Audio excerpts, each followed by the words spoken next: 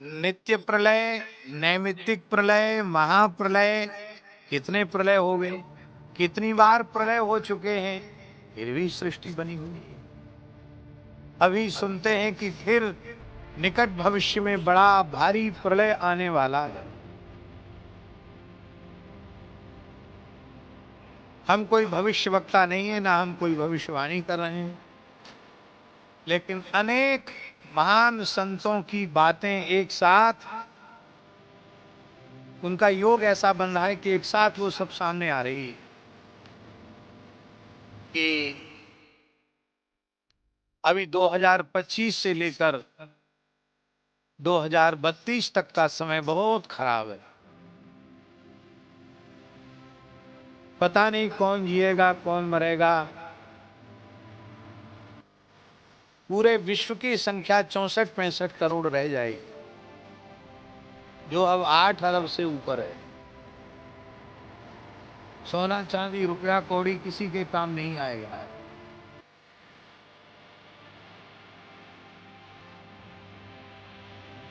तृतीय विश्व युद्ध लगते ही सारी बैंकों में रखी हुई संपत्ति सरकार की हो जाएगी, हो जानी भी चाहिए, क्योंकि देश पर संकट है तो देश से बड़ा कुछ थोड़ा ही है। बैंक के सारे खातों का लेन देन बंद हो जाएगा, सारा पैसा गवर्नमेंट का हो जाएगा, देश की सुरक्षा में, देश की सेवा में धन लगेगा।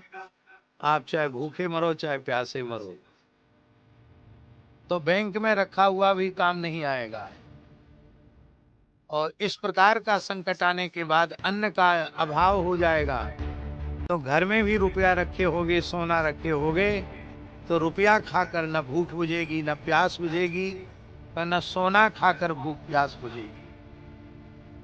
आपको डराने के लिए नहीं कह रहे हैं, हम इसलिए कह रहे हैं मान लो आए समय या ना आवे, लेकिन ऐसी परिस्थितियां बन रही है।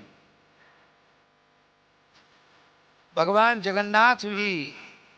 जगन्नाथपुरी छोड़ करके कुछ समय के लिए छतिया नामक स्थान पर, जो जाजपुर में स्थित है, वहां चले जाएंगे, है ना?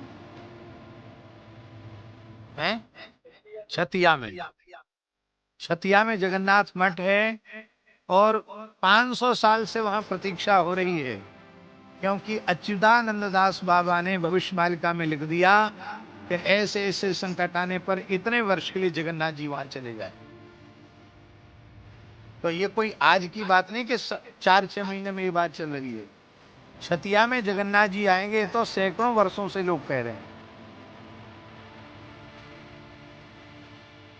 आने वाला समय तृतीय विश्व युद्ध के बाद सनातन धर्म के हित में होगा, पूरे विश्व में सनातन धर्म का ही साम्राज्य होगा।